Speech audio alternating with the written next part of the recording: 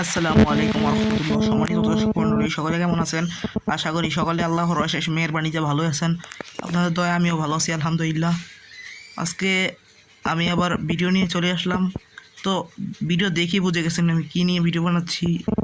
Thumbnail এবং title দেখে বুঝে গেছেন আমি বানাচ্ছি তো সেইয়া হজরত ইদ্রিস আলাইহিস সালামকে নিয়ে কবিতা লিখেছি। এখন আপনাদের মাঝে শেয়ার করলাম। তো চলুন আপনাদেরকে পড়ে শোনানোর আগে আপনার কাছে ছোট্ট একটি রিকোয়েস্ট, আমার দর্শকদের কাছে ছোট্ট একটি রিকোয়েস্ট, আমার চ্যানেলটিকে সাবস্ক্রাইব করে না থাকলে আমার চ্যানেলটিকে সাবস্ক্রাইব করে রাখবেন। পাশে থাকা বেল আইকনটিকে অন করে রাখবেন, এতে করে আমার সমস্ত ভিডিও আমি যখনই আপলোড করব আপনাদের নিকট খুব দ্রুত চলে যাবে ইনশাআল্লাহ। ফেসবুক থেকে দেখে থাকলে আমার ভিডিওতে লাইক, কমেন্ট, শেয়ার করে আপনাদের পরিচিত রিলেটিভদের কাছে ছড়িয়ে দেবেন। ইউটিউব থেকে দেখে থাকলে তাই আমার ইউটিউব চ্যানেলটিকে সাবস্ক্রাইব করবেন প্রথমে, পাশে থাকা বেল আইকনটিকে অন করে রাখবেন এবং আমার এই ভিডিওগুলো আপনাদের পরিচিতদের কাছে ছড়িয়ে দিবেন, রিলেটিভদের কাছে ছড়িয়ে দিবেন। চলুন আর বেশি দেরি করব না, কবিতাটি আপনার কাছে পড়ে শোনাই।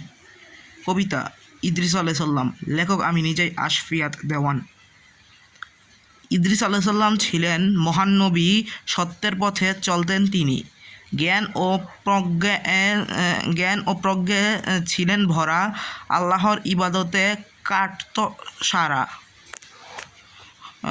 মানুষকে দিতেন সৎ উপদেশ, ন্যায়ের পথে করতেন নির্দেশ। ধৈর্য সততা ছিল তার গুণ, ছিল না মনে কোনো অহংকারের ধুন। আল্লাহ তাকে দিলেন সম্মান, উঁচু মর্যাদায় করলেন স্থান। তার জীবন থেকে শিক্ষা পাই, সত্য ও ন্যায়ের পথে চলিতাই। তো আশা করি আমার এই কবিতাটি আপনার কাছে ভালোই লাগবে। আমার কবিতার এই ভিডিওটি ভালো লাগলে আমার চ্যানেলটিকে সাবস্ক্রাইব করে রাখবেন, পাশে থাকা বেল আইকনটি অন করে রাখবেন, কমেন্ট করে আপনাদেরকে মন্তব্য জানাবেন, আমাকে মন্তব্য জানাবেন এবং মন্তব্য জানিয়ে লাইক, কমেন্ট, শেয়ার করে আমাকে ভিডিও বানাতে আরও উৎসাহিত করবেন।